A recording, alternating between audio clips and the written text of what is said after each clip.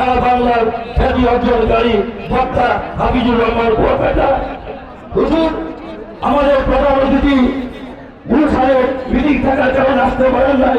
আজকের এই দারুণ শুনলাম এতিমখানা মাদ্রাসায় উনি 1 লাখ টাকা ঘোষণা দিয়েছেন এই মাদ্রাসার জন্য।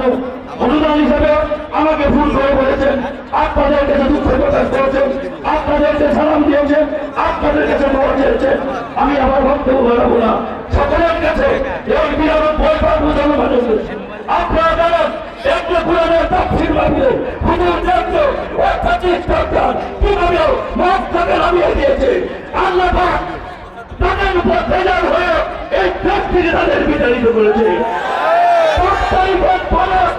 বাংলাদেশের মুসলমানেরা ইসলামের কোরআনের তাফসীর হচ্ছে। এই কোরআনের তাফসীরকে পিছিয়ে রাখার জন্য আগামী দিনে জাতীয়তাবাদী